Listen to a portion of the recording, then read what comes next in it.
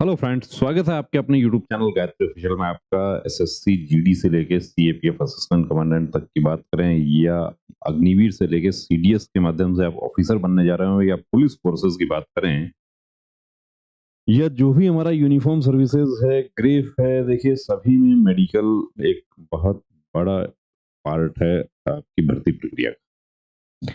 और मेडिकल क्या होता है कि लास्ट मोमेंट में मेडिकल होता है, यानी कि सब कुछ हो चुका है।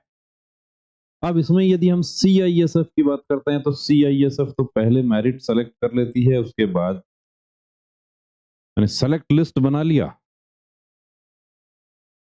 और सेलेक्ट लिस्ट बनाने के बाद मेडिकल किया जाता है। सेलेक्ट लिस्ट बनाने के बाद मेडिकल किया जाता है, यानी कि 10 कैंडिडेट को भर्ती करना है, 10 का ही मेडिकल करना है।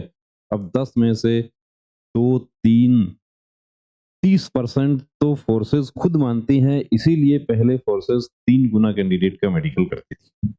ये सीआईएसएफ की अकेली ऐसी फोर्स है जो 2 गुना 3 गुना का नहीं करती है। एसएससी जीडी ने अभी 2 गुना का कर दिया। सीपीओ एसआई की यदि हम बात करते हैं तो वो 3 गुना का कर रहे हैं अभी भी।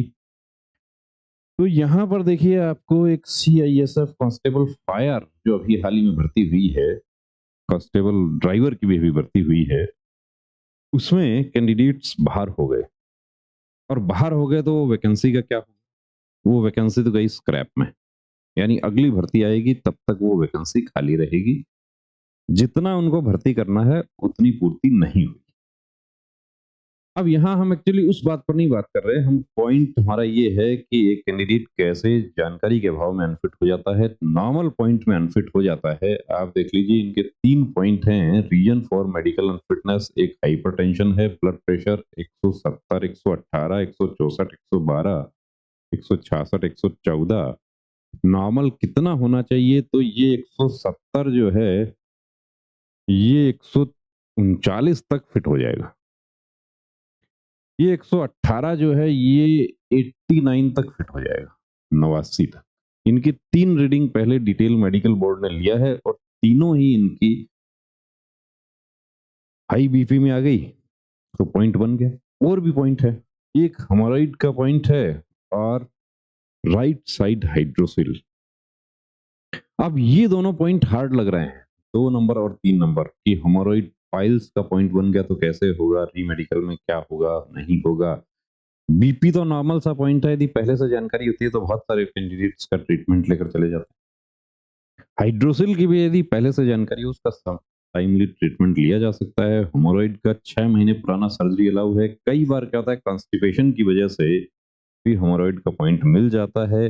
लूज टेस्टिस है उस वजह से भी हाइड्रोसिल का पॉइंट मिल जाता है। अब brief of review medical examination and finding there of board after examination found 156 90 mm right, 155 96 left arm. PR pulse rate भी इनका ज्यादा है और पीआर मिनिमम वो भी कम आ गया। ECG showing science.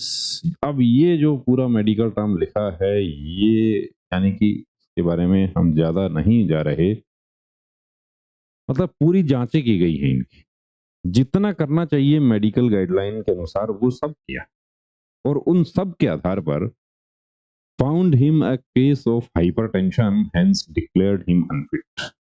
ये आप देख सकते हैं, जबकि ये बहुत ही नॉर्मल सा इलाज है इसका, लेकिन वो एक बार पॉइंट मिल गया उसके बाद कारगर नहीं, वो डिटेल मेडिकल में कारगर है। दूसरा पॉइंट देखिए, board after examination found no external and internal hemorrhoid also keeping in view of surgical specialist of RIMS Ranchi vide OPD number 123 dated. ये भी दिया है फाउंड हिम फिट। दूसरे पॉइंट में अनफिट, दूसरे पॉइंट में फिट हो गए। तीसरा पॉइंट है bilateral testis normal also keeping in view of surgical specialist opinion of RIMS Ranchi vide OPD वही है same with USG scrotal reason report dated enclosed found him fit। 3 point था, 2 में तो फिट हो गए, जिनमें डाउट लग रहा था, जिन पॉइंट्स की वजह से बीपी बढ़ा उसमें तो फिट हो गए और बीपी में अनफिट हो गए। मेहनत सारी बेकार हो गई।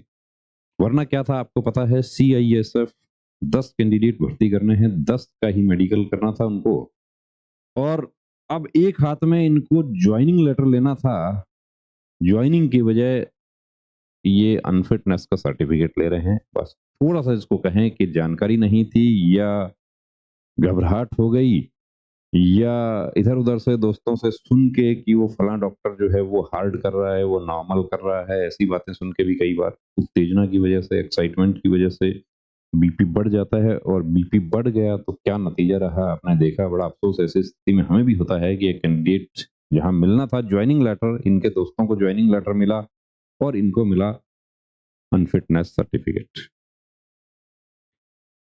और फ़र्क कितना है उसमें? फ़र्क बस थोड़ा-सा ट्रीटमेंट का फ़र्क। यदि पहले से होती जानकारी कि मेरा बीपी रेज़ हो सकता है,